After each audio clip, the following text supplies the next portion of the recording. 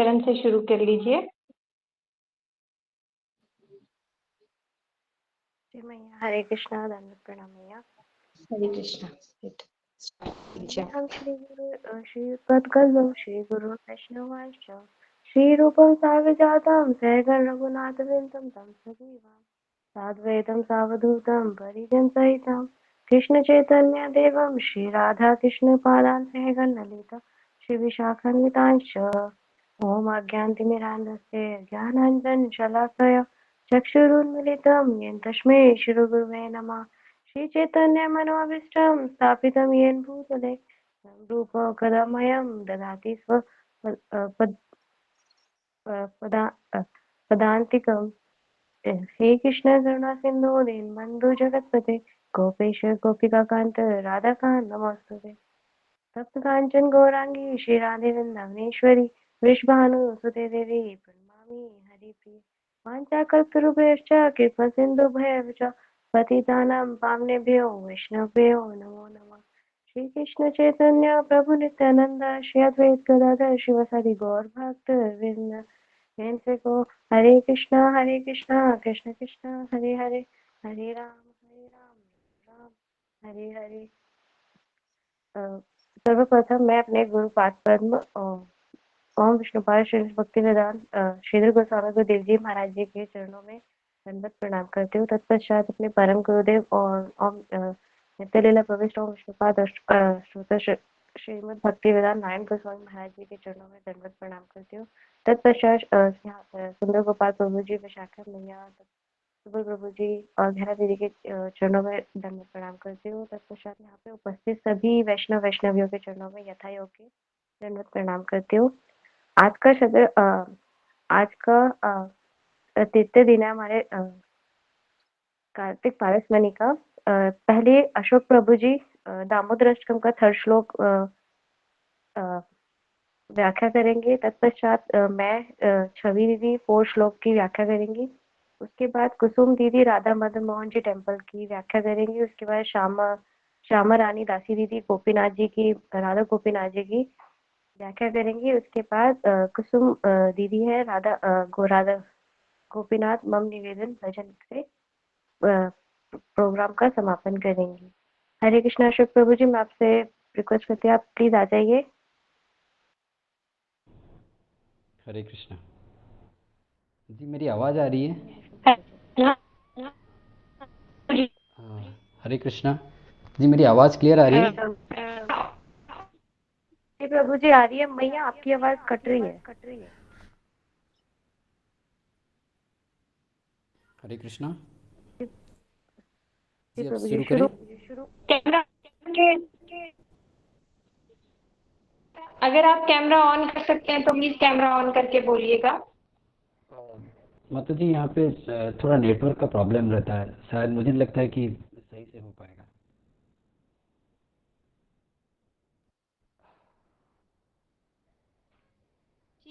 ठीक है प्रभु जी, जो जितना कर सकते हैं आप एक बार ट्राई कर लीजिए। जी जी जी।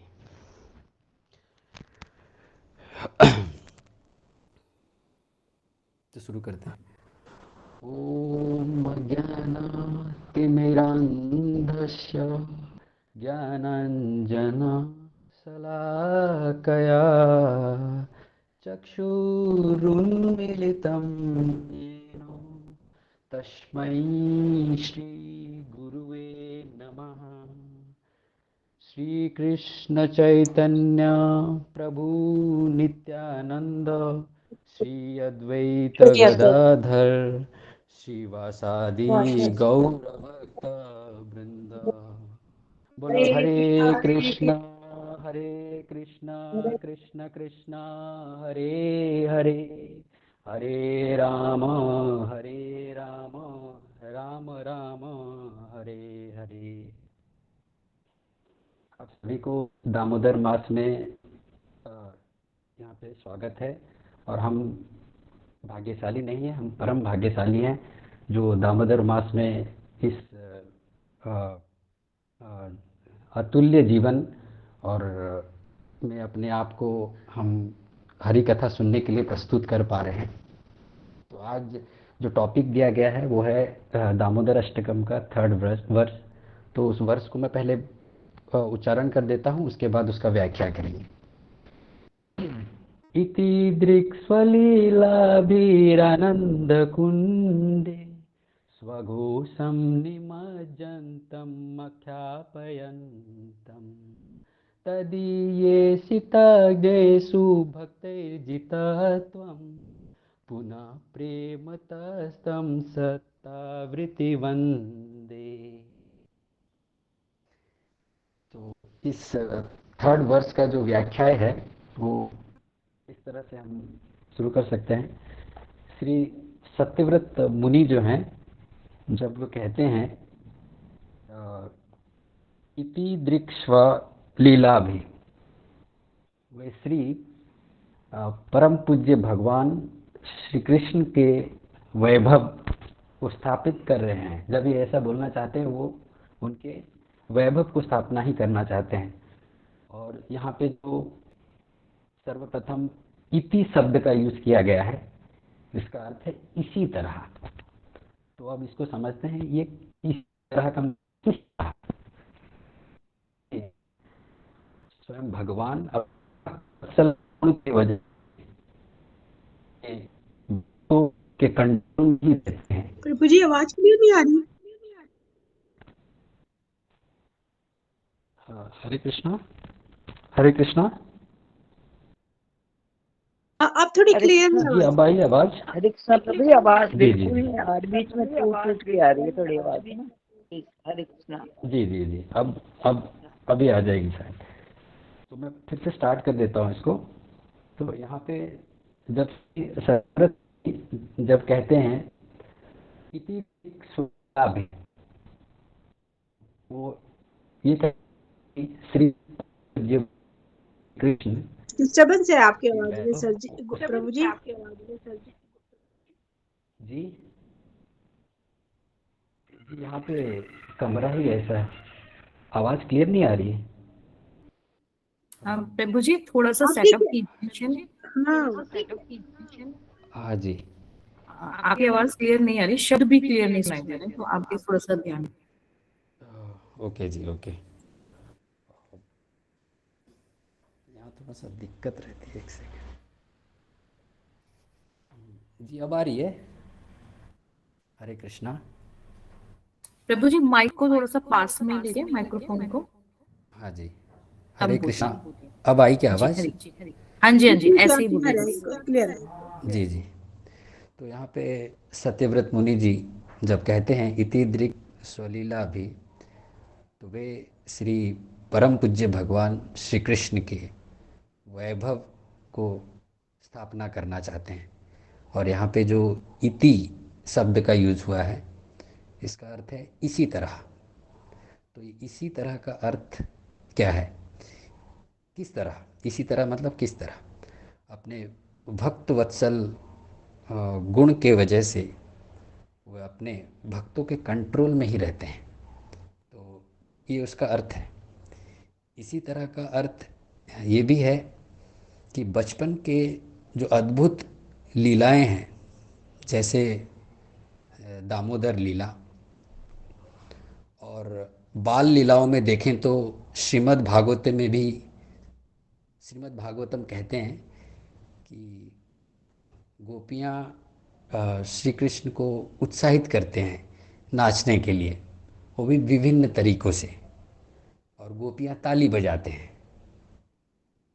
या तो वो कहते हैं अगर तू नाचेगा तो लड्डू देंगे तुझे। अपितु कृष्ण स्वयं भगवान है, सर्वशक्तिमान है, सभी ऐश्वर्य के अधिपति हैं। फिर भी बाल कृष्ण नाचते हैं गोपियों के लिए, एक साधारण निर्दोष बच्चे की तरह। कभी गोपियों के लिए गाना गाते पागलों की तरह, इसी तरह कठपुतली बन जाते हैं वो। स्वयं भगवान सब गोपियों के लिए करते हैं, गोपियों के आगे वो कुछ भी कर सकते हैं।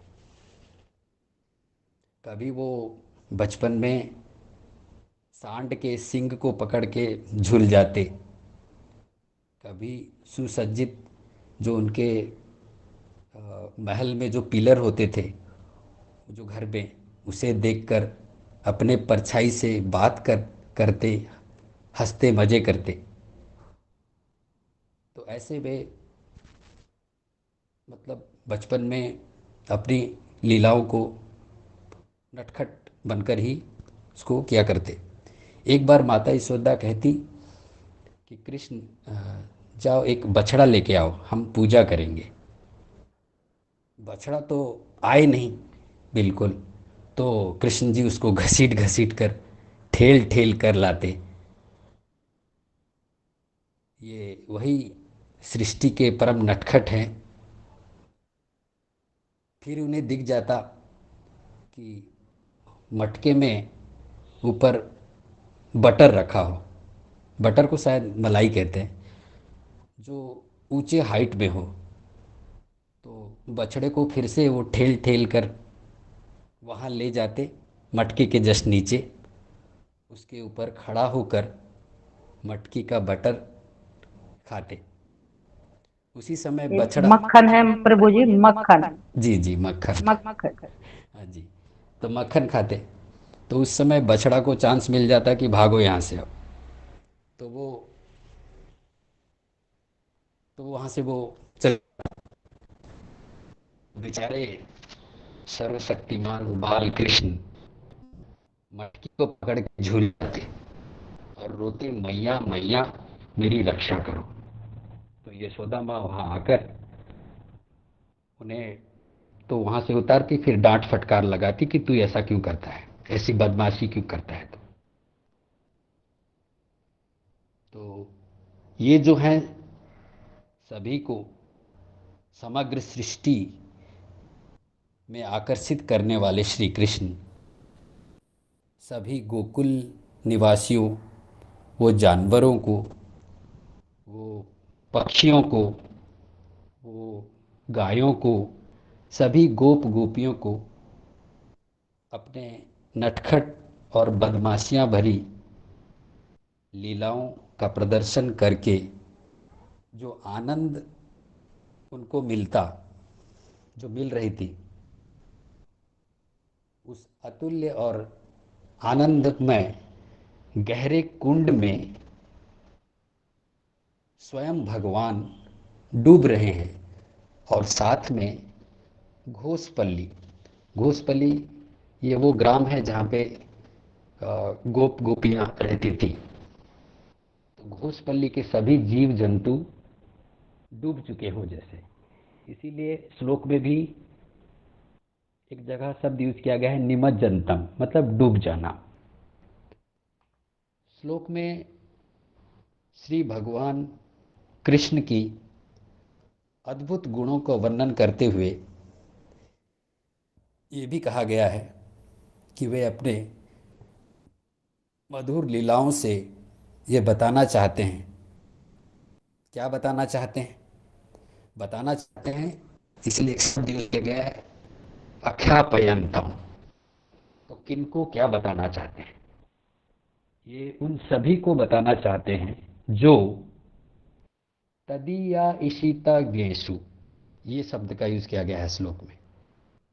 इसका अर्थ है जो श्री कृष्ण को सर्वशक्तिमान मानते हैं, जो सृष्टि में सभी वस्तुओं को कंट्रोल करते हैं, वो जो जानते हैं ये सभी प्रकार की शक्तियों के अधिपति हैं, जो सर्व कारणों के कारण हैं, जो असंभव को संभव कर सकते हैं, जो श्री भगवान के ऐश्वर्य को जानते हैं। उनके बुलाने से, उनके पुकारने से उनसे कभी कंट्रोल नहीं होते। और वो भक्ति में भी ये कहना चाहते हैं श्रीमद् भागवतम में, जैसे ध्रुव महाराज, प्रहलाद महाराज, नारद जी, उद्धव जी में भक्ति तो है, परंतु मैं कभी वैसी भक्ति से वशीभूत नहीं हो सकता, नहीं होता। वो जितना गिड़गिड़ाएं, हाथ जोड़े, परंतु ब्रज के जैसे सुबल, श्रीदाम, मधुमंगल, मैया, बाबा, सबसे ऊपर गोपियाँ, गोपियाँ से भक्ति, भक्ति जो करते हैं वो उस भक्ति से वशीभूत होंगे। इन गोपियों में भी सती शिरोमणि श्रीमती राधा रानी का प्रेम हो तो वो उनके आगे बंधक बन जाते हैं। इसीलिए कहा गया है श्लोक में, भक्तिर भक्तिर जीवत्वम, श्री भगवान सिर्फ और सिर्फ अपने सच्चे प्यारे शुद्ध भक्तों द्वारा शासन को मंजूर करते हैं और उनसे हारना भी उन्हें परम आनंद देता है। श्री सत्यव्रत मुनि प्रार्थना करते हैं, वैसे अनंत सच्चिदानंद स्वरूप श्री कृष्ण राधा दामोदर को अतुल्य प्रेम भाव में विभोर होकर मैं आपका वंदना करता हूँ 100 बार। इसीलिए शब्द यूज किया गया है शतावृति वंदे, 100 बार मैं आपका वंदना करता हूँ, पुनः पुनः बार। और लीलाओं में ये भी देखें कि एक बार एक फल वाली जो कि मथुरा से आती हैं, तो वो कई बार आती हैं और उन्होंने बाल कृष्ण जी के बारे में बहुत कुछ पहले से सुना रहता है और उनको सिर्फ उनके बारे में सुनने ही से ही उनके हृदय में एक आकर्षण रहता है कि मैं कभी ना कभी इस बाल गोपाल को देखूंगी। लेकिन कई बार आती हैं और चली जाती हैं, उनसे भेंट नहीं हो पाता। कभी कृष्ण खुद ही बाल गोपियों से खेलते रहते, कभी उनसे घिरे रहते, वो कभी शयन करते रहते, तो उनसे कभी भी उनका मिलना नहीं हो पाता था। लेकिन एक बार वो ठान लेती हैं कि आज जो भी हो जाए मैं तो उस बालक कृष्ण को देख के ही जाऊंगी। तो इसमें ये शिक्षा भी मिलती है कि हमें अगर ईमानदारी से, सच्चाई से और अपने कंप्लीट डिटर्मिनेशन से भगवान को प्राप्त करने के लिए उनसे प्रेम करें तो वो हमें ज़रूर दर्शन देंगे और वो अपने धाम ज़रूर बुलाएंगे। तो वो क्या करती हैं, जिस दिन वो ठान लेती हैं कि अब आज तो आर या पार होना है, किसी तरह करके बाल गोपाल को देख के ही जाना है, तो वो बोलती है कि फल ले लो। वो तो गांव में बस चिल्लाती रहती है, फल ले लो, फल ले लो, मीठे मीठे फल ले लो। तो इतना वो भगवान के बारे में सोच सोच कर भाव विभोर हो जाती है। वो बोलते बोलते ये भूल जाती है कि सेब ले लो, अंगूर ले लो, आम ले लो। उसमें वो ये बोलने लग जाती है कि गोपाल ले लो, कृष्ण ले लो, दामोदर ले लो। तो ये भगवान का नाम ही पुकारने लग जाती है, वो इतना भाव विभोर हो जाती है। और उसके बाद वो नंद बाबा के जो गाय रखते हैं, बछड़ों को रखते हैं, उस जगह में आकर बैठ जाती है। तो फिर से वहाँ से उच्चारण करती है, फल ले लो, फल ले लो। तो इस बार कृष्ण भी समझ जाते हैं कि फल वाली आ चुकी है, अब आज तो दर्शन देना ही पड़ेगा। क्योंकि ये भक्त जब ठान लेते हैं कि भगवान के दर्शन करने ही हैं, तो वो भगवान फिर वो अपने कंट्रोल में नहीं रहते, वो अपने भक्तों के कंट्रोल में हो जाते हैं। तो जैसे ही फल वाली का आवाज़ सुनते हैं, वो मैया यशोदा के पास से नीचे कूदकर वो दौड़ दौड़ कर अपने हाथ में थोड़ा सा अनाज लेकर वो बाहर चले आते हैं। और अनाज लाते समय हाथ तो इतना छोटा, तो उससे सारा अनाज गिर भी जाता है, और जितना भी रहता है अनाज वो उंगलियों के बीच में और मुट्ठी में थोड़ा सा बस कुछ रह जाता है। तो वो लाकर क्या करते हैं, जैसे ही फल वाली को देखते हैं, फल वाली के कट वो जो जगह है जिसमें वो फल लाई उसमें वो फेंक देते हैं, हाथ को झाड़ देते हैं वहाँ पे, बोलते हैं कि अब मुझे फल दे दो।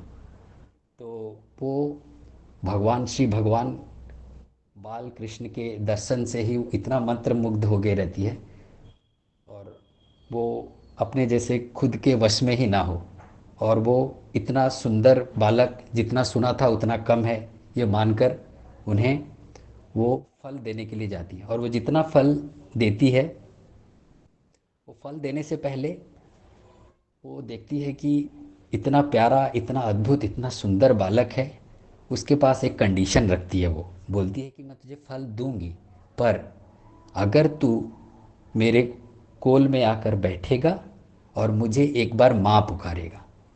तो कृष्ण जी इस बात को मान लेते हैं। तो वो इधर उधर देखते हैं, एक बार कोई देख तो नहीं रहा।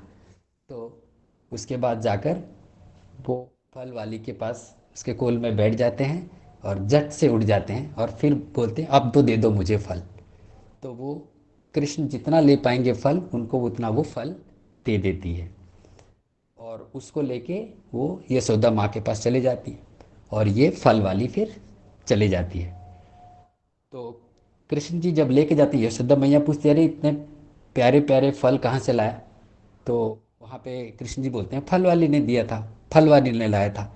तो फिर वो क्या करती है यशोदा मैया, वो सब फल कम तो होते हैं, लेकिन जब वो देने जाती हैं गोपियों को तो वो ख़त्म ही नहीं होता, वो अनगिनत फल हो जाते हैं फिर। तो ऐसे करके, और इतने मीठे और इतने स्वादिष्ट, वो सभी का मन को एकदम खुश कर देता है उस फल को आस्वादन करने के बाद। और फिर ये जो फल वाली है, ये फिर निकलती है मथुरा, मथुरा के लिए।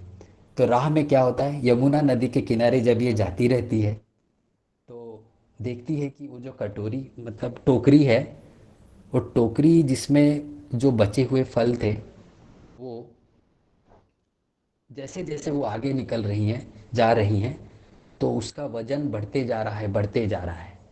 तो उनको ये डाउट होता है कि क्या ऐसे क्या हो रहा है जो कि वजन बढ़ते जा रहा है। तो उसको वो नीचे डाल के रखते, नीचे उतार के देखती हैं, तो उसमें जितने आभूषण, जितने कीमती जेम्स और ये सारे चीज़ वहाँ पे भरे रहते हैं।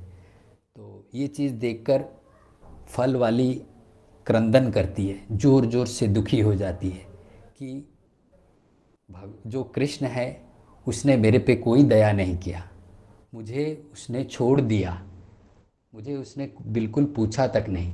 तो ये मन में बारंबार वो सोच सोच कर एकदम से रोने लग जाती, और वो रोना बंद नहीं होता। और वो क्या करती हैं, वो टोकरी को जिसमें आभूषण भरे हैं उसको यमुना नदी में बहा देती है।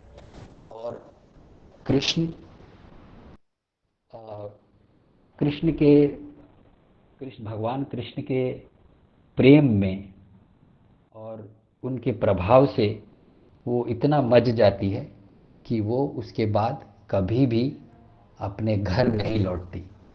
और इसी तरह जैसे कोई भक्त हो, अगर भगवान को सच्चे दिल से अगर पुकारे, तो वो उनके ही गुण गाने में और उनके ही कीर्तन करने में और उनको पाने में ही अपना सर्व सुख का, आनंद आनंद का उनको आभास होता है। तो इतना कहकर मैं अपने वाणी को विराम देना चाहता हूँ। हरे कृष्णा। हरे कृष्णा प्रभु जी। आपने बहुत सुंदर से फल विक्रेता वाली, मेरी आवाज ना इको हो रही है, आप लोगों को क्लियर आ रही है समझ में? भैया एक बार अब आप बोलना। हरे कृष्णा। हाँ हाँ, अभी ठीक वो है। प्रभु जी का माइक ऑन था ना, इसलिए वो एको हो रही थी, ओके अब नहीं हो रही। ओके। बहुत सुंदर आपने लीलाएं ठाकुर जी की सुनाई, कितनी सुंदर सुंदर बाल लीला करके। ये सब लीलाएं ठाकुर जी यहाँ पर आकर करते क्यों हैं? एक तो उनका स्वयं आस्वादन करना भी होता है, लेकिन उससे ज्यादा वो भक्तों को आनंद देने के लिए आते हैं, क्योंकि उनके जन्म का कारण ही ये है, भक्तों को आनंद देना। वो ऐसी ऐसी मधुर मधुर लीलाएं करते हैं जिससे भक्त उन्हीं का चिंतन करते हुए, जैसे हमने इसमें सुना न, निमंजनतम मतलब उसमें पूरा डूब जाना। भक्तों के पास है ही क्या, केवल और केवल ठाकुर जी की इन लीलाओं का चिंतन करना ही उनका जीवन होता है। तो ठाकुर जी ये सब जो सुंदर सुंदर लीलाएं करते हैं, अपने प्रिय भक्तों के लिए करते हैं, कि वो इन लीलाओं का चिंतन करते करते अपना जीवन व्यतीत कर सकें। वो जो विरह अग्नि है होती है भक्तों के अंदर ठाकुर जी की, वो जब ये इन लीलाओं का चिंतन करने लगते हैं तो उन्हें थोड़ी सी सांत्वना मिलती है, वो प्राण धारण कर सकते हैं इन्हीं लीलाओं का चिंतन करके। तो आपने बहुत अच्छा बोला अशोक प्रभु जी। हरे कृष्णा, हरि बोल। आप हमारे हरे नेक्स्ट कृष्णा। कौन है दीदी? हरी दीदी। भैया हरे कृष्ण भैया, मैं ही हूँ। आप शुरू शुरू कीजिए करूँ दीदी। भैया? हरे हरे कृष्ण। अभी जैसे हम तृतीय श्लोक अभी हमने अशोक प्रभु जी श्रवण किया, अब हम चतुर्थ श्लोक की व्याख्या श्रवण करेंगे। वरं देवमोक्ष न मोक्षमदीव न चान्यं वृणेऽहं वरेषादपीव इदं देव पूर्णात् गोपालपालं सदा मे मनस्य विरासतं किमन्यम्। मतलब, हे परम देवम, हे प्रभु, आप हर वरदान को देने में सक्षम है। मोक्षम न मोक्षावधिमा, मुझे ना मोक्ष की मतलब मोक्ष मतलब चतुर्थ पुरुषार्थ को, मतलब मोक्षावधिमा मतलब मुझे मोक्ष की भी कोई कामना नहीं है। इसमें श्लोक अनुवाद हम पहले श्रवण करेंगे। हे देव, हे प्रभु, आप सभी प्रकार के वर देने में समर्थ हैं, लेकिन मैं फिर भी आपसे चतुर्थ पुरुषार्थ मतलब कि मोक्ष की कामना नहीं करता। मुझे किसी भी प्रकार के मोक्ष की इच्छा नहीं है। यहाँ तक कि श्रवण कीर्तन नवदा भक्ति है, मुझे उसकी भी इच्छा नहीं है। हे प्रभु मेरे नाथ, जो आपके बाल स्वरूप हैं, मेरे हृदय में वे नित्य काल तक विराजमान रहे। अब जो अनुवाद हमने श्रवण किया, अब इसका थोड़ा डेप्थ का कॉन्सेप्ट हम थोड़ा समझने की कोशिश करेंगे लाइन टू लाइन। मैंने दिग्दर्शनी वीति से उठाया है, जिसमें सत्यव्रत मुनि जी भगवान के वात्सल्य रस की लीलाओं का वर्णन कर रहे हैं। उस लीला का वर्णन करते करते उनका हृदय इतना द्रवित हो गया कि मानो उस लीला में ही खो गए हों। इस प्रकार भगवान को ब्रह्म नारद मुनि इनकी स्तुति से इतनी प्रसन्नता नहीं होती जितना उनको एक भक्त के मुख से वाणी सुनने में, अपनी स्तुति सुनने में प्रसन्नता होती है। सत्यव्रत मुनि भगवान श्री कृष्ण को कहते हैं कि आपकी मैया को आपके प्रति बहुत स्नेह है।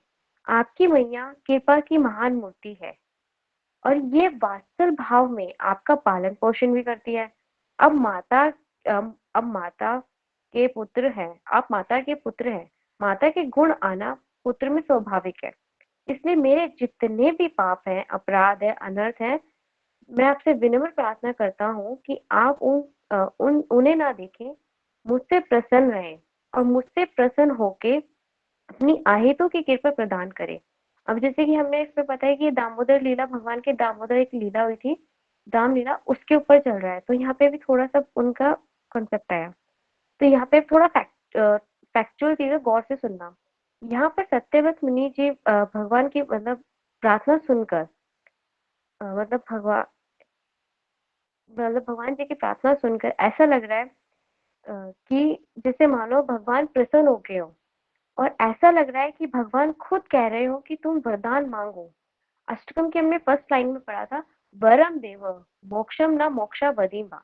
इसमें सत्यव्रत मुनि कहते हैं, हे भगवान, आप सभी प्रकार के वरदान देने में समर्थ हैं, क्योंकि आप ईश्वरों की मूल ईश्वर एवं सबके अंश ही हैं। आपके लिए कुछ भी असंभव नहीं है।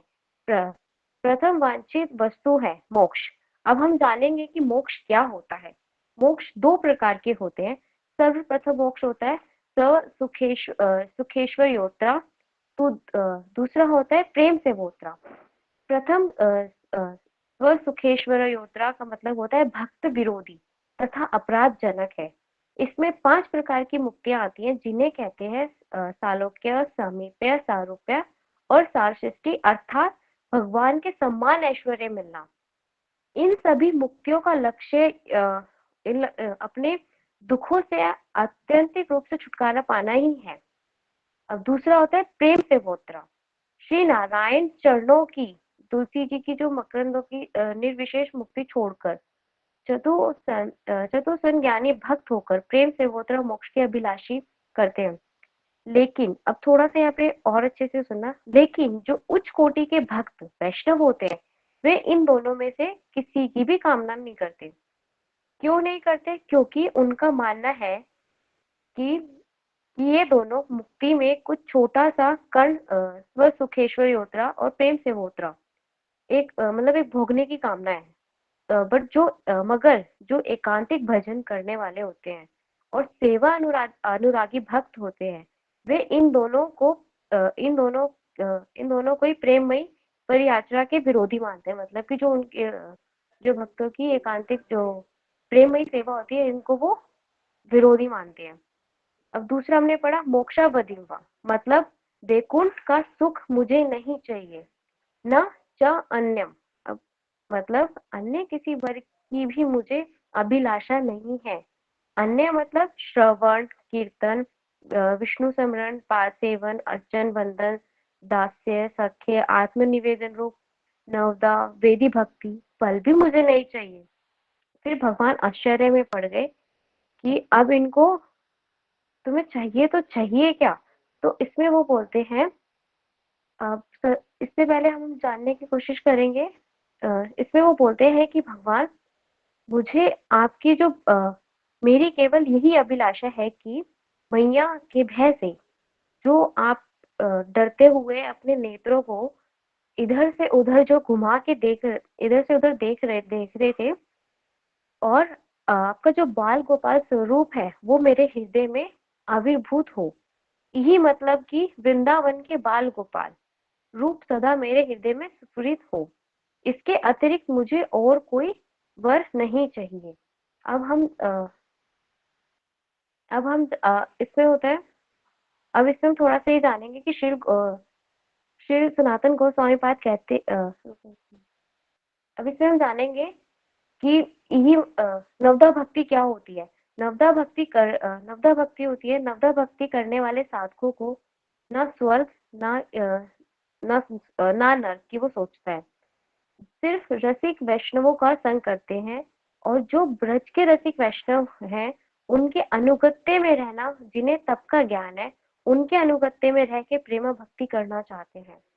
उन्हें सिर्फ यही चाहिए। अब सत्यव्रत मुनि जी अब ये भी कामना नहीं कर रहे, फिर क्या चाहिए? इतनी बड़ी कामनाएं। अब इस पर श्री सनातन गोस्वामी जी बताते हैं, जैसा श्रवण होगा वैसा उसका फल होगा। अब नवदा भक्ति 2 प्रकार से आचरण की जा सकती है। वेदी मार्ग से नवदा भक्ति का पालन साधक को वैकुंठ तक ही पहुंचाता है। राग मार्ग वृंदावन धाम तक पहुंचाकर श्री कृष्ण की प्रेममयी सेवा प्रदान करता है। अब राग क्या होता है? राग इसमें हम जानेंगे, थोड़ा सा गौर से सुनना। राग क्या होता है? जब किसी व्यक्ति को किसी विषय के प्रति लोभ हो तो उसे राग कहते हैं। वही लोभ श्री कृष्ण के प्रति हो, अर्थात श्री कृष्ण ही उस राग एकमात्र विषय हो, तो उसे रागात्मिकता भक्ति कहते हैं। अब रागात्मिका भक्ति कृष्ण जब इस रागमय अवस्था को कृष्ण भक्ति जब इस रागमय अवस्था को प्राप्त हो जाती है, तब उस भक्ति को रागात्मिका भक्ति कहते हैं। मतलब इसका छोटा सा हम समझेंगे। श्री कृष्ण के प्रति प्रेममय कामना रखने को ही रागात्मिका भक्ति कहते हैं। अब इसका सबसे सर्वश्रेष्ठ उदाहरण है ब्रजवासियों का कृष्ण के प्रति प्रेममयी भाव। अब इसमें 4 अनुरागी बताए गए हैं ब्रजवासियों के, जिनसे हमें बहुत कुछ सीखने को मिलता है। 4 वात्सल्य भाव थे। श्री दाम और सुभद्रा जो उनका सख्य रस का था, और नंद और यशोदा जी का जो था वो वात्सल्य रस था, और ललिता विशाखा आदि का जो था वो श्रृंगार रस के लोभी थे। ठीक है। अब उसके बाद श्री कृष्ण और ऐसी एक शील रूप गोस्वामी पाद जी शील भक्ति रसामृत सिंधु में भी इसका एक उल्लेख देते हैं। श्री कृष्ण और उनके प्रिय जनों का सदा समरण पूर्वक उन्हीं की कथाओं में निरत होकर सर्वदा ब्रज में वास करना चाहिए। शरीर से ब्रजवास करने में असमर्थ होने पर मन ही मन ब्रजवास करना चाहिए। रागात्मिका भक्ति के प्रति जिनको लोभ होता है वे ब्रजजनों के भावों के अनुसार साधक रूप से बाहर और सिद्ध रूप से अंतर सेवा करते हैं। इस प्रकार ये स्पष्ट है कि ब्रज भक्ति की प्राप्ति ब्रजजनों के अनुगत्य ही संभव है। यही आचार्य पदों की अभिमत है। मतलब कि श्री कृष्ण गोपाल हरे मुकुंद गोविंद हे नंद किशोर कृष्ण हाँ श्री यशोदा दातन्य प्रसिद्ध श्री वल्लभी जीवन राधिकेश।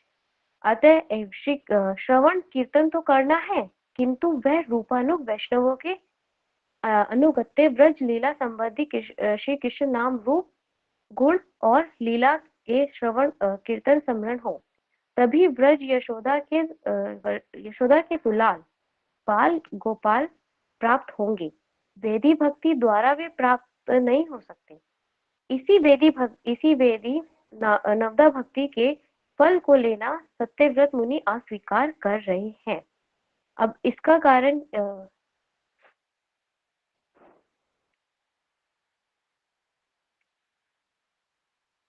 इसमें एक गोस्वामी वर्ग इसमें इन्हीं परम रसिक ब्रजवासी, इसमें हमारे गोस्वामी वर्ग जो है गोस्वामी वर्ग अपनी एक टीका देते हैं, मतलब बताते हैं, इन्हीं परम रसिक ब्रजवासी गोस्वामी वर्ग के अनुगत्य भजन करना ही हमारा एकमात्र प्रयोजन है। श्रीमन महाप्रभु ब्रज रस का आस्वादन गंभीरा में केवल गंभीर अवस्था में सिर्फ श्री स्वरूप दामोदर तथा श्री राया रामानंद के साथ करते थे। वे इन दोनों श्रीमन महाप्रभु के अंतरंग भावों के अनुरूप श्लोक और पदावली उच्चारण करते थे। तो अब यहाँ पे एक चीज और हमें ये पता चलती है कि भावनाओं की ऐसी वैशिष्टता श्री सनातन गोस्वामी पद अपनी टीका के वर्णन में कर रहे हैं कि हमारे गोस्वामी वर्ग राधा पक्षी हैं। वे तभी प्रसन्न होते हैं जब श्री कृष्ण विश्वभानु नंदिनी श्री राधा जी की चिंता करते हैं, तथा चिंता करते करते श्याम गौर से वर्णन हो जाता है। अब हमें एक चीज और मिलती है कि साधकों को अपने गुरु को साधक स्वरूप एवं फिर स्वरूप में प्रागट प्रीति सहित लौकिक सद बंधुवत ममता युक्त होकर अपने अभीष्ट प्रदाता के रूप में स्वीकार करना चाहिए। इसी के द्वारा ही रूपानुग भजन में प्रवेश मिल सकता है, अन्यथा नहीं मिल सकता। भजनशील साधकों हमारे महाप्रभु जी एक आदेश करते हैं शिक्षाष्टक के तीसरे उसमें, त्रिनादपिन सुनिचिन तरोरपि सहिष्णुना अमाने न माने कीर्तन्य सदा हरि। मतलब साधक सब प्रकार से पद दलित अत्यंत तुच्छ तृण से भी अपने को दीनहीन समझकर वृक्ष से भी अधिक सहनशील बनकर स्वयं अमानी और दूसरों के यथा योग्य मान देने वाले बनकर सर्वदा निरंतर हरिनाम संकीर्तन करते रहना चाहिए। इसके बाद लास्ट में हम आते हैं कि सदा में मनस्य विरासतम किमन्य। सत्यव्रत मुनि अब यहाँ पे अपने सभी वरदानों को छोड़कर श्री कृष्ण के बाल स्वरूप की ही हृदय में सफूर्ति की प्रार्थना कर रहे भगवान से। हृदय में श्री दामोदर स्वरूप ही आविर्भूत रहे। इसी के साथ अपनी वाणी को विश्राम देते हो। वाञ्छाकल्पतरुभ्यश्च कृपासिन्धुभ्यश्च पतितानां पावनेभ्यो वैष्णवेभ्यो नमः। हरे कृष्णा। हरे कृष्णा छवि दीदी, आपने बहुत अच्छे से समझाया कि हमें ठाकुर जी से क्या वर मांगना चाहिए, क्योंकि हम जैसे बद्ध जीव जन्मों जन्मों से ये संसार करते आए हैं। यदि हमारे सामने अभी भगवान आ भी जाएं तो हम उनसे संसार ही मांगेंगे। क्यों? क्योंकि हमने इतने जन्मों से संसार किया है। तो इसलिए हमारे गुरुवर्ग यही हमें शास्त्रों के माध्यम से समझाते हैं, सिखाते हैं कि हमें ठाकुर जी से क्या मांगना चाहिए। तो यहाँ पे सत्यव्रत मुनि कह रहे हैं कि जो बाल रूप उन्होंने दर्शन किया है वो उसी रूप का दर्शन करना चाहते हैं, उसी रूप का चिंतन बना रहे, ये वो चाहते हैं कि उनके हृदय से वो कभी छवि हटे ना, वो छवि का ही चिंतन उनका निरंतर बना रहे। ये वर मांग रहे हैं हमें इससे। हरे कृष्णा। हाँ, आज अभी हमारे साथ अगला स्पीकर कौन है दीदी? हरि बोल आपके लिए। कुसुम दीदी भैया राधा मदन हरे मोहन जी के कृष्णा बारे में। कुसुम दीदी, आपका स्वागत है। हरे कृष्णा कुसुम दीदी। हरे कृष्णा। ओम अज्ञानतिमिरन्धस्य ज्ञानाञ्जनशलाकया चक्षुरुन्मिलितं तस्मै श्रीगुरुवे नमः। गुरुवे गौरचन्द्राय राधिकाय तदालय कृष्णाय कृष्णभक्ताय तद्भक्ताय नमो नमः। वाञ्छाकल्पतरुभ्यश्च कृपासिन्धुश्च पतितानां पावनं वैष्णवे नमो नमः।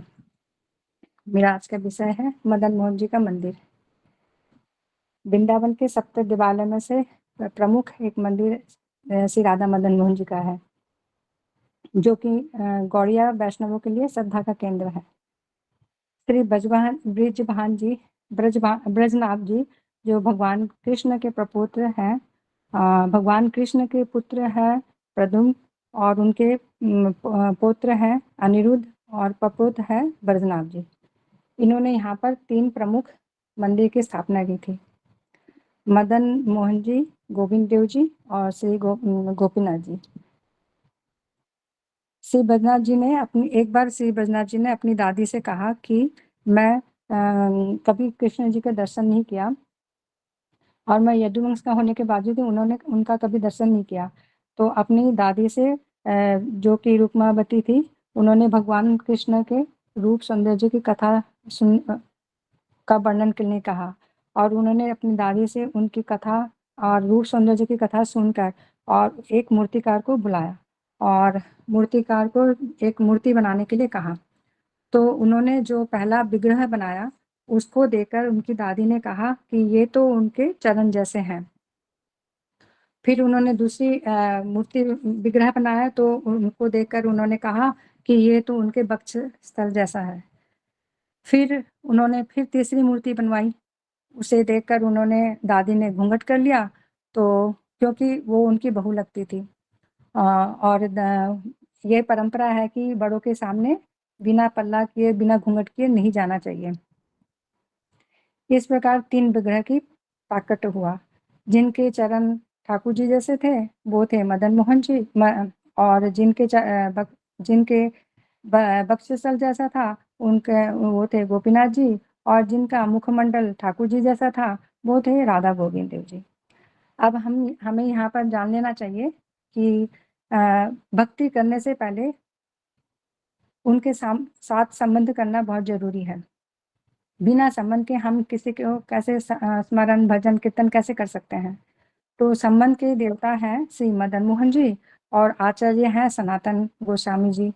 अभिदय के देवता है गोविंद देव जी, और आचार्य है रूप गोस्वामी जी। प्रयोजन के देवता है गोपीनाथ जी, और आचार्य हैं श्री रघुनाथ गोस्वामी जी। संबंध, अभिदय और प्रयोजन। भगवान के साथ संबंध स्थापित करने पर उनको पाने के लिए जो साधन किए जाए वही अभिदय है, और लक्ष्य कृष्ण प्रेम को प्राप्त करना प्रयोजन। श्री सनातन गोस्वामी जी की प्रेरणा से श्री मदन मोहन जी का बहुत बड़ा मंदिर बनाया गया, और परंतु सनातन गोस्वामी जी ने वो सेवा का भार सब पुजारियों के ऊपर छोड़कर वो वापस वृंदावन में मधुरी करने के लिए चले गए। श्री सनातन गोस्वामी जी की अप्रकट लीला प्रवेश करने के बाद 1670 ईस्वी में हिंदू विरोधी औरंगजेब इस मंदिर की शिखा को तोड़ देते हैं, लेकिन ये तोड़ने से पहले ही मदन मोहन जी अनन्य विग्रहों के साथ जयपुर चले जाते हैं और इस टाइम वो करौली में विराजमान है। 1748 ईस्वी में मदन मोहन जी का प्रतिभू विग्रह प्रतिष्ठित हुआ तथा 1819 ईस्वी में नंदलाल बसु के द्वारा वर्तमान मंदिर का निर्माण हुआ। सेवा प्राकट्य और इष्ट लाभ नामक प्राचीन हस्तलिखित ग्रंथ में लिखा गया है कि सनातन गोस्वामी जी संवत 1590 में भगवान महाबन के परशुराम चौबे के निकट श्री मदन गोपाल जी को प्राप्त कर उसे उसी संवत माघ शुक्ला द्वितीया तिथि में पुण्य प्रतिष्ठित किया तथा कृष्णदास ब्रह्मचारी को ऊपर सेवा पूजा का भार छोड़कर चले गए।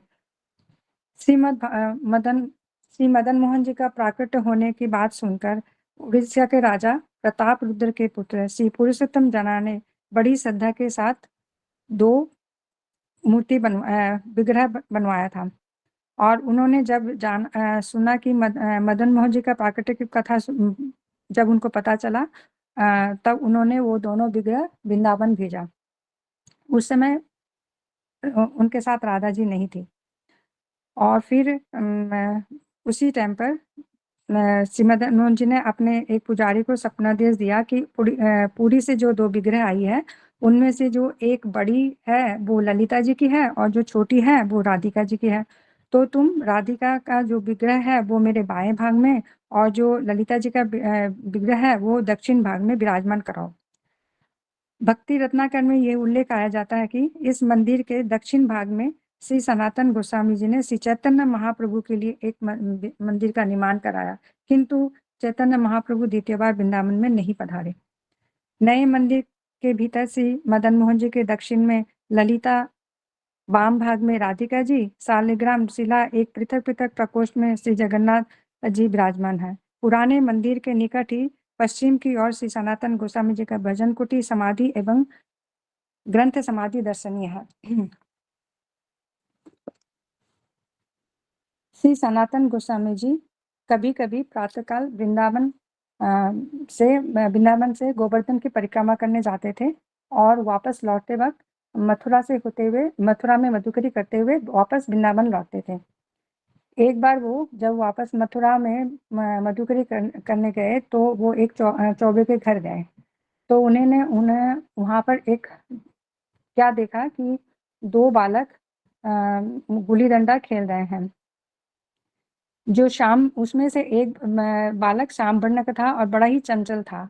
उसका मदन नामक उस बालक को चौबाई के बालक को पराजित कर दिया और मदन ने पराजित चौबे बालक को कंधे पर बिठाकर घोड़े की तरह सवारी कराई। लेकिन जब अब मदन की बारी आई तो फिर उन्होंने चौबाइन के बालक को कंधे पर ना उठाकर मंदिर की तरफ भाग गए और वो दूसरा बालक भी उनके पीछे पीछे भागा, किंतु मदन तो मंदिर में प्रवेश किया और विग्रह में स्थापित हो गए, में परिवर्तित हो गए और वो वहां से ही फिर उन्होंने विग्रह की तरफ अपनी तर्जुनी उंगली से इशारा करके कहा, अब मैं तुझे कल देख लूंगा। श्री सनातन गोस्वामी जी ये सब दृश्य देख रहे थे और बहुत ही आश्चर्य हो गए हैं।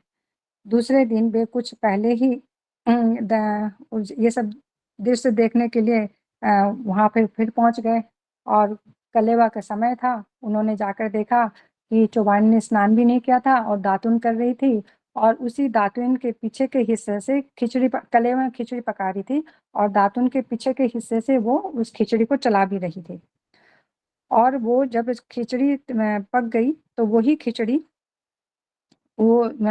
खिचड़ी उन दोनों बालों को 2 कटोरी में परोसे और वो गर्म खिचड़ी थी। उन्होंने सोचा बालक का मुंह ना जल जाए, इसलिए वो खिचड़ी अपने मुंह से फूं मार मार कर ठंडा भी कर रही थी। श्री सनातन गोस्वामी जी ये सब देख रहे थे, उन्हें ये सब अच्छा नहीं लगा और फिर वो उनके पास जाकर बोले, माता आप बिना स्नान किए और ये अपवित्र वो खिचड़ी कलेवा बनाकर बालक को परोसी, ये अच्छी बात नहीं है। तो उन्होंने अपनी गलती मान ली और उन्होंने बोला कि कल से मैं स्नान करके और उसके बाद ही इनको शुद्ध रूप से उनको कलेवा कराऊंगी। तो फिर उसके बाद सनातन गोस्वामी जी तीसरे दिन फिर वहाँ पर आए और उन्होंने देखा कि अब चौबाइन जो है स्नान करी, बर्तन वर्तन धोए और फिर उन्होंने कलेवा बनाया, तो इसमें इनको देर हो गई और वो बालक भूख के मारे मचल रहे थे और उन्होंने उनका आंचल भी पकड़ रखा था। वो मैया के पास ये भी उनको अच्छा नहीं लगा, उनको सहन नहीं हुआ ये सब देखकर। वे मैया के पास जाकर बोले, मैया तुम्हें स्नान आदि की और पवित्र होने की कोई जरूरत नहीं है। यदि मदन तुम्हारे अपवित्र और झूठे कलेवे से ही प्रसन्न है तो वैसा ही करना उचित है। मैंने तुम्हारे चरणों में बड़ा अपराध कर दिया है। कल से तुम अपनी समझ से उनको संतुष्ट करना, तुम्हें जैसा उचित लगे तुम वैसा ही करना। जब सनातन गोस्वामी जी वहां से जाने लग गए तो मदन जी जो है, मदन मोहन जी, वो उनके पीछे पीछे आए और बोले कि बाबा मैं आपके साथ चलूंगा। तो उन्होंने गोस्वामी जी ने कहा कि नहीं, मैं तुम्हें अपने साथ नहीं ले जा सकता, ना तो मेरी रहने की कोई व्यवस्था है, ना मेरा कोई खाने का व्यवस्था है, मैं बड़ा निकंचन हूँ। तो मदन मोहन जी ने कहा कि मैं तो आपके साथ ही चलूंगा। उनकी जिद को देखकर सनातन जी ने बोला कि ठीक है, मैं तुम्हें कांधे पर तो नहीं उठा सकता, तुम मेरे पीछे पीछे चले आओ। तब सनातन गोस्वामी जी उनके पीछे पीछे वो चलने लगे, लेकिन ठाकुर जी ने कहा कि पीछे मुड़ के तुम मत देखना और जब अपनी कुटिया में पहुंच जाओ तभी पीछे मुड़कर देखना।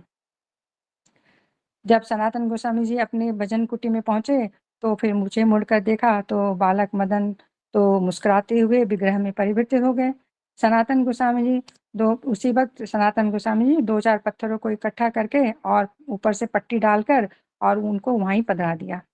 अब रोज वो प्रतिदिन बिना नमक की आटे की बाटी का उनको भोग लगाते थे।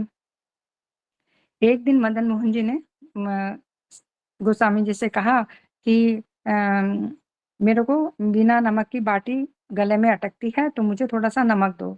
अब कुटी में नमक तो था नहीं। मदन मोहन जी बड़े दुखी हो गए, या सॉरी गोस्वामी जी बड़े दुखी हो गए। तो उन्होंने सोचा अब मैं क्या करूं, लेकिन ठाकुर जी तो अपनी व्यवस्था खुद ही कर लिए। वहां पर क्या हुआ, उसी समय ना मुल्तान देशीय एक कृष्णदास कपूर नामक एक व्यापारी था जो व्यवसाय करने के लिए वहां से नौका में जा रहा था जमुना जी के, और ठीक उनकी कुटिया के सामने ही नौका रुक गई और फिर वो टस से मस नहीं हो रही थी नौका। तो वो जो व्यवसायी तो बड़ा परेशान हो गया। वो नदी मतलब नौका से नीचे उतरा और क्या नाम ना वहाँ सामने कुटिया में जाकर मदन मोहन जी का विग्रह देखा और वहां पर जाकर उनको सामने रोने लगा और मन ही मन एक संकल्प करने लगा कि ये ठाकुर जी, अगर मेरी नाव चल पड़े और मेरे व्यवसाय में जो भी मुनाफा होगा उससे मैं आपका बड़ा मंदिर बनाऊंगा और बड़ा मंदिर बनाऊंगा। जिस वक्त उन्होंने संकल्प किया था उसी वक्त नाव अपने आप चल पड़ी और उसके बाद फिर उन्होंने उसके व्यवसाय से उनको जो भी मुनाफा हुआ उससे उन्होंने वहां पर एक विशाल मंदिर का निर्माण करवाया। अब मदन मोहन जी करौली कैसे पहुंचे? मदन मोहन जी वृंदावन के एक राजा थे, उनकी बेटी थी राजकुमारी और उनका विवाह करौली में तय हुआ। अब मदन मोहन जी की वो बहुत सेवा करा करती थी और उनको बहुत प्रेम था। तो अब वो अपने साथ ससुराल ले जाना चाहती थी उनको। तो राजा ने उनके सामने एक शर्त रखी कि मैं तुम्हारे आंखों पर पट्टी बांधूंगा और तुम्हारे सामने कुछ विग्रह रखूंगा, उसमें थे तुम अपना विग्रह पहचान लोगी तो मैं तुम्हें ले जाने की स्वीकृति दूंगा। तो अब यह राजकुमारी तो बड़ी परेशान हो गई ये शर्त सुनकर। तो रात में मदन मोहन जी उनको सपने में बोलते हैं कि कल तुम्हें परेशान होने की जरूरत नहीं है। तो कल जब तुम्हारे सामने विग्रह रखे जाएंगे तो जिस विग्रह तुम्हारे हाथों में चुट्टी काटेगी तो वो समझ लेना कि वो मैं ही हूँ।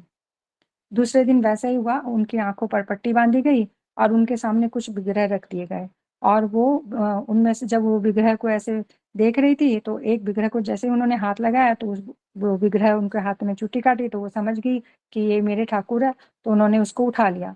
और जब जैसे ही उन्होंने उनको उठाया तो राजा तो बहुत खुश हो गए।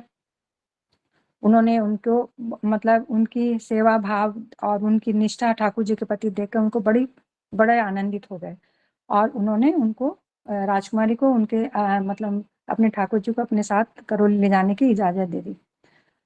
इस तरह ठाकुर जी करौली पहुँचे और हमें भी उनकी निष्ठा, उनका प्रेम भक्ति ठाकुर जी के प्रति जैसा था, हमें भी अपने ठाकुर जी के प्रति ऐसी ही निष्ठा, प्रेम भक्ति रखनी चाहिए। वांछा कल्पतरुभ्यश्च कृपा सिंधु बचे पतितानां पावनं वैष्णवे नमो नमो। हरे कृष्णा। हरे कृष्णा कुशल दीदी, आपका बहुत बहुत धन्यवाद। आपने इतना सुंदर दर्शन करवाए मदन मोहन जी के। मदन मैंने तो मोहन जी, कोशिश करी। हाँ नहीं नहीं, आपने बहुत अच्छा बोला दीदी। मदन मोहन जी अब करौली में स्थित हैं। हमें अपने जीवन में इन तीनों देव के जरूर दर्शन करने चाहिए एक ही दिन में। कहते हैं जो एक ही दिन में इन 3 विग्रहों के दर्शन कर लेता है, मदन मोहन जी, गोपीनाथ जी और राधा गोविंद देव जी। क्योंकि अभी दीदी ने जैसे बताया, एक उनका मुख है, एक वक्षस्थल है और एक चरण है। तो यदि इन 3 विग्रहों के दर्शन एक ही दिन में कर लेते हैं तो साक्षात ठाकुर जी के दर्शन का फल मिलता है। तो जो लोगों का सुयोग है वो ये 3 दर्शन जरूर करें। मदन मोहन जी करौली में है और 2 विग्रह जयपुर में है। तो जयपुर की मंगला आरती करके करौली के लिए निकला जा सकता है। मध्य की जो दोपहर की आरती होती है तब तक करौली पहुंच जाते हैं। तो हमारे साथ और आगे कौन है छवि दीदी? आगे है श्यामा रानी दासी दीदी, जो कि हमें राधा गोपीनाथ जी के बारे में श्रवण कराएंगी। श्यामा रानी दीदी, आपका स्वागत है। हरि बोल। हरे कृष्ण माता जी। हरे कृष्ण माता जी। ओम अज्ञानतिमिरान्धस्य ज्ञानाञ्जनशलाकया चक्षुरुन्मीलितं तस्मै श्री गुरुवे नमः। जय श्री कृष्ण चैतन्य प्रभु नित्यानंद श्री अद्वैत गदाधर श्रीवासादि गौर भक्तवृंद। हरे कृष्णा कृष्णा कृष्णा हरे हरे, हरे राम राम राम हरे हरे। मैं सबसे पहले अपने गुरुपाद पद हरे कृष्णा। मैं सबसे पहले अपने गुरुपाद पद्म ओम विष्णुपाद अष्टोत्तर शत श्रीमद भक्ति वेदांत श्रीधर गोस्वामी महाराज के चरणों में दंडवत प्रणाम करती हूँ। तत्पश्चात यहाँ पे उपस्थित सभी वैष्णव चरणों में मेरा दंडवत प्रणाम। आज मैं राधा गोपीनाथ जी के बारे में बताना चाहूंगी। तो राधा गोपीनाथ वृंदावन के 3 देवता हैं, संबंध, अभिदेव और प्रयोजन। तो जो संबंध, अभिदेव और प्रयोजन, फिर श्रीला गौर गोविंद महाराज जी है, उन्होंने बताया कि श्री कृष्ण भगवान 3 जगह से टेढ़े हैं, मतलब 3 जगह से उनका कर्व बैंड है वो। और जो 3 कर्व है वो 3 कर्व 3 जगह 3 देवता को स्थापित करते हैं, 3 स्थापित करते हैं, संबंध, अभिदेव और प्रयोजन। तो जो हमारे गोपीनाथ जी वो प्रयोजन के देवता है। अब प्रयोजन क्या है? प्रयोजन है कृष्ण प्रेम। तो ये सभी माता कुसुम माता जी ने बताया पीछे अभी कि संबंध, अभिदेव और प्रयोजन माता जी बता चुके। तब इससे आगे बढ़ेंगे तो वो जो गोपीनाथ जी है उनका जो वक्ष स्थल है वो भगवान गोपीनाथ जी, राधा गोपीनाथ जी से जो राधा गोपीनाथ जी उनका जो वक्ष स्थल है वो भगवान से मिलता है। तो आज के 500 साल पहले जब चैतन्य महाप्रभु ने अपने परिकरों को भेजा था वृंदावन धाम का उजागर करने के लिए, तो उनमें से एक थे मधु पंडित और उनके साथ थे परमानंद भट्टाचार्य जी। तो वे दोनों वंशीवट में रह के और अपना भजन करते थे। तो वंशीवट के जस्ट सामने ही यमुना जी बहती थी। तो यमुना एक बार क्या हुआ, यमुना जी की एक धारा निकल के अलग तट से अलग बहने लग गई। तो मधु पंडित जी और परमानंद जी वहीं जाके स्नान करते थे। तो एक बार उन्हें वहां वहां उस तट पर जब वो स्नान करने गए तो उन्हें वहां पर एक विग्रह मिला जो राधा गोपीनाथ जी का था। और ये वही विग्रह था जो आज के 5000 साल पहले जो पद्मनाभ जी थे उन्होंने बनवाया था। तो फिर मधु पंडित जी ने वृंदावन में उनके बहुत ही सुंदर विग्रह विग्रह सेवा प्रकाशित करी। अब गोपीनाथ जी का अर्थ क्या है? गोपीनाथ जी का अर्थ है जब भगवान ने गोपियों के साथ रास किया तो उनका नाम गोपीनाथ जी पड़ा। अब गोपीनाथ जी के 2 मतलब है। पहला, गोपियां जिनकी नाथ है, और दूसरा जो गोपियों के नाथ है। तो एक बार जब भगवत गीता में भगवान ने प्रतिज्ञा करी। पहले अपन इसमें डिस्कस करते हैं कि गोपियां जिनकी नाथ है ये कैसे। तो जब भगवान ने एक बार प्रतिज्ञा करी थी भगवत गीता के अंदर कि जो जितना परिमाण में मेरा भजन करेगा मैं उतने ही परिमाण में उनका भजन करूंगा। लेकिन भगवान की ये प्रतिज्ञा टूट गई। भगवान की प्रतिज्ञा कब टूटी? जब रासलीला के अंदर गोपियों का विरह गीत सुनकर भगवान लौट के आए और उन्होंने हाथ जोड़ के गोपियों से विनती करी कि हे गोपियों तुम मेरी नाथ हो। मैंने प्रतिज्ञा करी थी कि जो मैंने प्रतिज्ञा करी थी वो आज मेरी टूट गई। मैंने प्रतिज्ञा करी थी कि जो जितने परिमाण में मेरा भजन करेगा मैं उतने ही परिमाण में उनका भजन करूंगा। लेकिन तुमने तो वेदों की सारी श्रृंखलाओं को ही तोड़ दिया। किसके लिए? मेरे प्रेम के लिए। तो इसका भागवत में वर्णन आता है। भागवतम में, भागवतम के 8000 श्लोक है। तो उस 8000 श्लोक में सबसे मुख्य श्लोक है जिनमें गोपियों की महिमाओं को प्रकाशित किया गया है। अब जिसमें बताया गया है कि गोपियां कृष्ण की नाथ है। वो श्लोक कुछ इस प्रकार है। न पार्य अहम निर्भद समयुजाम स्वसाधु आयुष कृतम विभुत आयुष अपि वा। हे गोप्य मैं तुम्हारे प्रेम का पार नहीं पा सकता। अगर मुझे ब्रह्मा जितनी आयु भी मिल जाए तो भी मैं तुम्हारे इस प्रेम का पार कभी नहीं पा सकता, क्योंकि तुमने मेरे भजन के लिए सारी गृह श्रृंखलाओं को तोड़ दिया है। सारी गोपियां तुम किसी की बहू हो, किसी की माता हो, किसी की पत्नी हो और तुमने इन सारी श्रृंखलाओं को तोड़ दी। और एक स्त्री के लिए सबसे मुश्किल जो होता है वो होता है लज्जा की बेड़ियों को तोड़ना, और तुमने तो लज्जा की बेड़ियों को भी तोड़ दिया। तो कृष्ण कहते हैं कि हे गोपियों मैं तुम्हारे प्रेम का पार कभी नहीं पा सकता। इसलिए वो है गोपीनाथ, जो गोपियों के नाथ है। इसका वर्णन श्रीमद् चैतन्य चरितामृत में भी आता है कि गोपियां कृष्ण की गुरु है। वो कैसे? एक बार कृष्ण नृत्य सीख रहे थे। किससे? एक लता से। और वो लता से किस लिए सीख रहे थे? क्योंकि वो लता श्री राधा जी की शिष्या थी। अब राधा जी उस लता को नृत्य सिखाते थे। जब राधा जी लताओं को बोलती थी कि हे गोपी, हे लता तुम अब नीचे बैठ जाओ और कृष्ण को प्रणाम करो, तो वो सारी लताएं झुक जाती है। जैसे आप सबने निधि वन और सेवा कुंज में देखा होगा कि वहां की सारी लताएं झुकी हुई है। तो वो सब कृष्ण को प्रणाम कर रही है। फिर जब राधा जी बोलती है कि हे लता अब तुम कृष्ण के लिए नृत्य करो, तो वो सारी लताएं नृत्य करती है। जब तो राधा जी बोलते हैं लताओं को कि अब तुम मेरे प्राण प्रियतम के लिए अश्रु बहाओ, तो उन लताओं में से मधु गिरना शुरू हो जाता है। फिर जब राधा जी बोलती है कि अब तुम मेरे प्राण प्रियतम के लिए संगीत गाओ, तो वहां पे जितने भी मधुकर होते हैं वो आ जाते हैं और संगीत गाना शुरू कर देते हैं। फिर राधा जी बोलती है कि अब तुम मेरे प्राण प्रियतम के लिए मुस्कुराओ, तो उन लताओं में से फूल खिलना शुरू हो जाते हैं। तो वहां से एक गोपी जा रही थी, जो कृष्ण को देखा तो उन्होंने कृष्ण को बोला कि हे कृष्ण तुम ये क्या कर रहे हो? तो कृष्ण बोलते हैं कि मैं एक लता से नृत्य सीख रहा हूँ, क्योंकि ये लता राधा जी की शिष्या है, इसलिए वो उनसे नृत्य सीख रहे हैं। तो कृष्ण इसमें ये कहते हैं कि राधा राधा मेरी प्रेम गुरु है, क्योंकि जब मैं वंशी बजाता हूँ तो त्रिभुवन को आकर्षित कर लेता हूँ।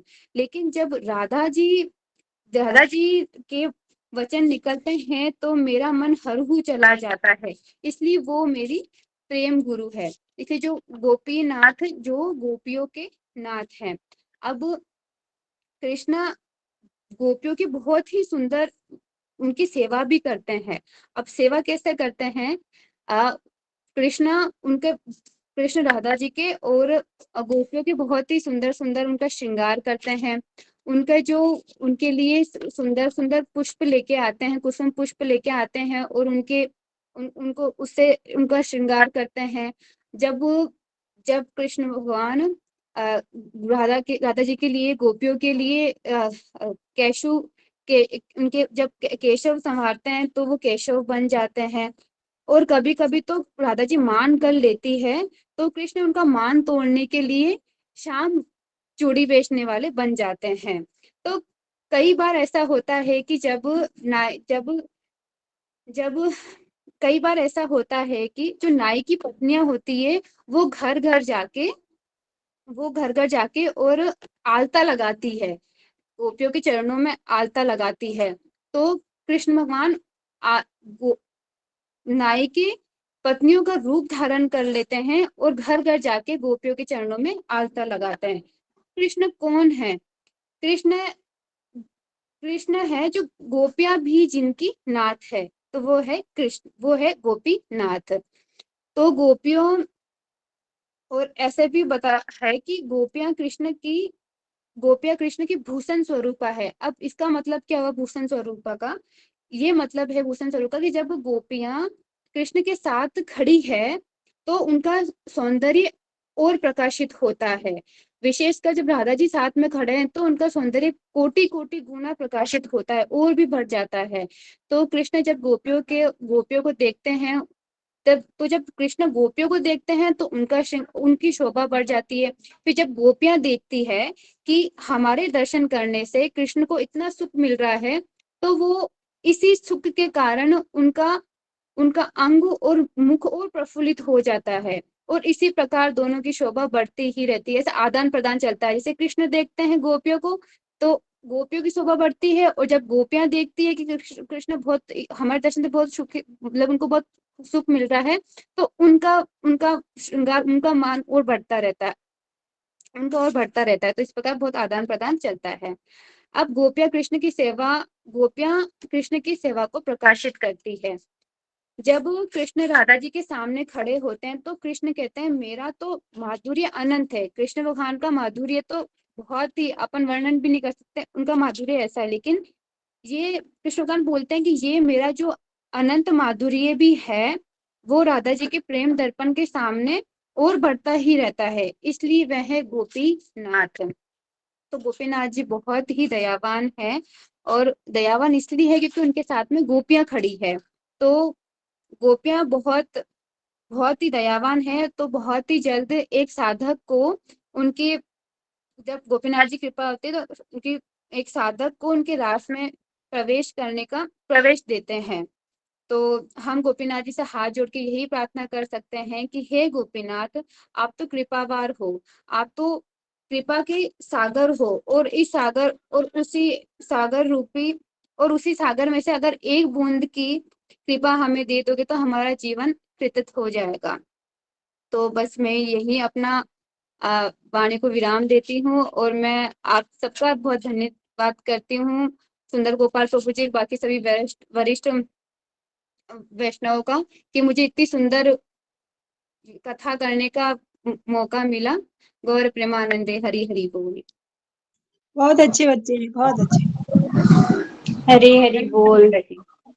हरे कृष्णा जी, आपने गोपीनाथ जी के बहुत सुंदर दर्शन करवाए। गोपीनाथ जी ही हमारे प्रेम के प्रयोजन हैं, क्योंकि गौड़ीय वैष्णवों की यही फिलॉसफी है कि गोपियां ना कृष्ण के लिए रोएं, कृष्ण गोपियों के लिए रोएं।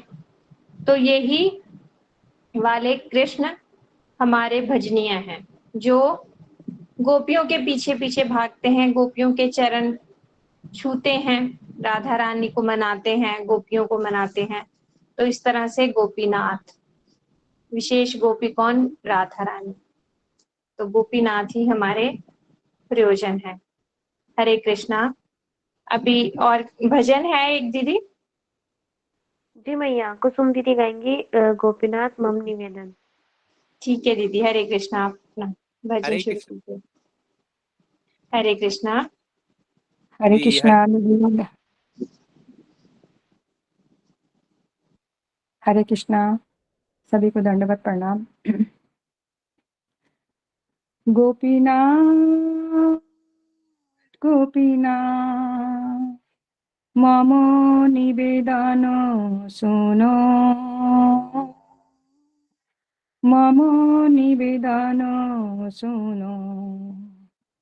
विषयी दुर्जन সদা কামরত বিষয়ী দুজন, সদা কামরত কিছু নাহি মোর গুণ, কিছু নাহি মোর গুণ। গোপীনাথ গোপীনাথ আমার ভরসা তুমি, আমার ভরসা তুমি।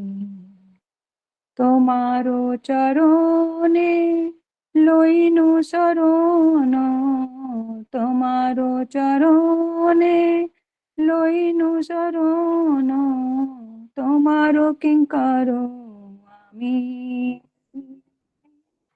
তোমার কিঙ্কর আমি।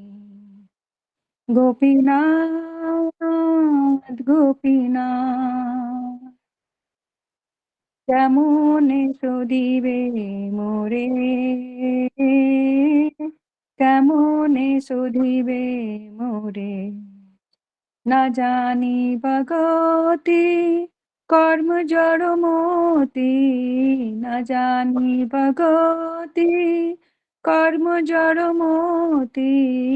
পড়েছি সংসার ঘোরে, পড়েছি সংসার ঘোরে। গোপীনাথ গোপীনাথ গোপীনাথ গোপীনাথ সকলি তোমার মায়া, সকলি তোমার মায়া। নাহি মম বল জ্ঞান সুনির্মল, নাহি মম বল জ্ঞান সুনির্মল। স্বাধীন নাহি এ কায়া, স্বাধীন নহে কায়া। গোপীনাথ গোপীনাথ নিয়ত চরণে স্থান, নিয়ত চরণে স্থান।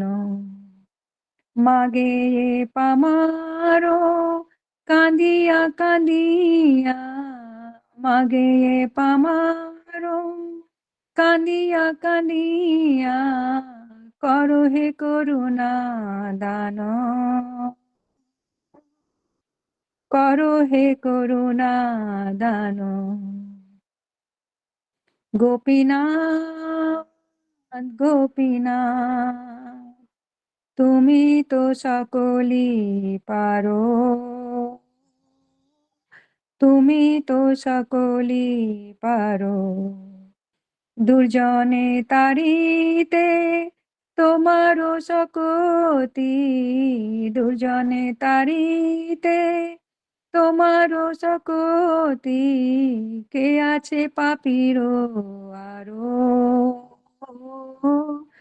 কে আছে পাপির আরো।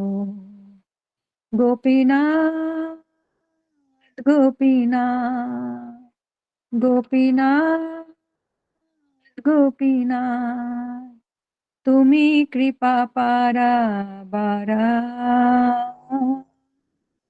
তুমি কৃপা পারাবারা। জীবের কারণে আসিয়া প্রপঞ্চে, জীবের কারণে আসিয়া প্রপঞ্চে। লীলা কেল সুবিস্তার, লীলা কেল সুবিস্তার। গোপীনাথ গোপীনাথ আমি কি দোষে দোষী, আমি কি দোষে দোষী। অসুর সকল পাইল চরণ, অসুর সকল পাইল চরণ। বিনোদ থাকিল বসি, বিনোদ থাকিল বসি।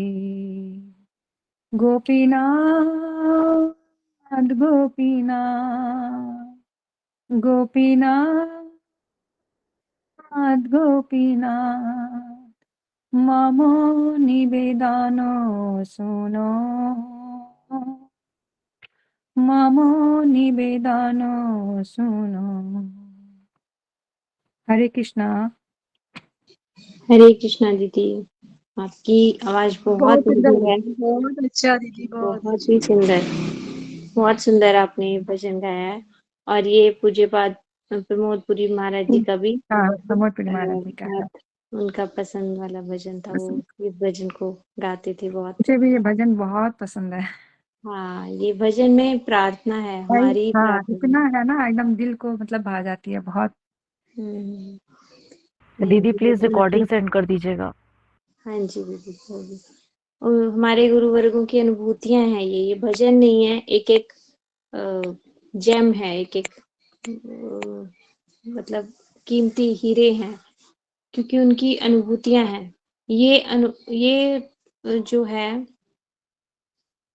प्रार्थना मेरे जैसे बद्धजीव के हृदय में आ भी नहीं सकती। उनकी प्रार्थनाएं हैं ये, उनके हृदय में ऐसा ये प्रार्थना आ सकती हैं। उन्होंने हमारे लिए ये प्रार्थनाएं की और हमारे आगे गुरुवर्ग ने उसको संकलन किया एक किताब में, जो हमारे तक पहुंची ये प्रार्थनाएं जो है, ये गीत जो है, एक तत्व भी इनमें सारे भरे पड़े हैं। तत्वों को गीत के रूप में ये नरोत्तम दास ठाकुर की कृपा है, जो उन्होंने गीत के रूप में ये हमें दिए हैं और हमारे गुरुवर्गों का इसमें आशीर्वाद है।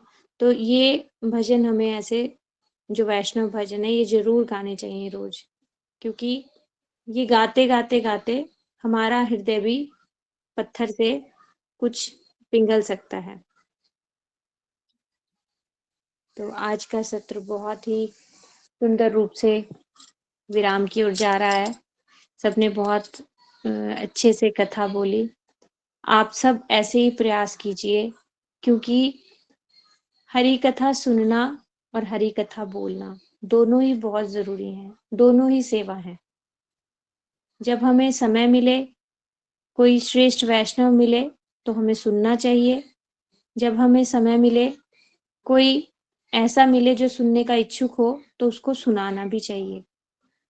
तो धीरे धीरे धीरे इस तरह से हम हरि कथा बोलना सीख जाएंगे। ये हमारे ऊपर कृपा होगी हमारे गुरुवर्गों की। कार्तिक सेवा करते करते हमें हमारे अंदर भी ये जो हम बोल रहे हैं, ये सब हमारे अंदर बैठेंगे कब? जब हम इन्हें बार बार बार बार सुनेंगे और बोलेंगे, सुनेंगे और बोलेंगे। इसलिए कहा जाता है कि हरि कथा सुनो और सुनाओ, सुनो और सुनाओ। तभी पक्का होगा, तभी उस समय पर याद आएगा जिस समय हम उस स्थिति में पड़ेंगे। तो आज का सत्र हम यहीं पे विराम करते हैं। आप सबका बहुत बहुत धन्यवाद। कल फिर हम मिलते हैं, नई नई लीला स्थलियों का दर्शन करेंगे कल हम, और ठाकुर जी की लीलाओं का भी श्रवण करेंगे। हरि हरे बोल आप कृष्ण। सबके हरे लिए। कृष्ण हरे दीदी। कृष्ण, हरे दंडवत प्रणाम कृष्णा दीदी। दीदी, दंडवत दंडवत प्रणाम। प्रणाम। हरि बोल। हरे कृष्णा दीदी, हरे दंडवत कृष्णा राधे प्रणाम। राधे। हरे हरे कृष्णा कृष्ण दीदी, दीदी, हरे दंडवत कृष्णा प्रणाम, दीदी, राधे राधे। जय गौर हरे प्रेमानंद कृष्णा दंडवत दीदी, प्रणाम। दंडवत। हरे राधे कृष्णा राधे दीदी। दीदी, दंडवत प्रणाम। आप में से जो रह दीदी गया, सुबह क्या बीच नहीं में बोल आना रहा, चाहती है। वो भी अभी कुछ विषय रह गए हैं, लेकर आप सब प्रयास कीजिए। हरे कृष्ण दीदी, दंडवत प्रणाम। हरे कृष्णा दीदी, दंडवत प्रणाम। कृष्ण। दीदी, हरे कृष्ण दीदी, दामोदर दंडवत अष्टकम प्रणाम, गा राधे सकते राधे। हैं? हाँ जी, गा लीजिए। मुक्का मारेंगी, छातियां मटराए तो बैठ जाओगे एक का मैं क्या करूं? तो छेड़ मारिया ने फुट। प्लीज आप सब अपने माइक्स का ध्यान रखिए। हरे कृष्णा।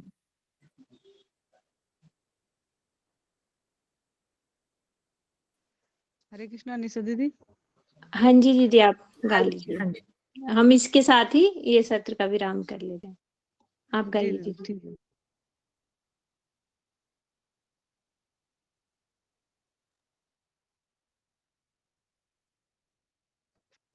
कल बोलूंगी दीदी, अब तो विराम हो गया।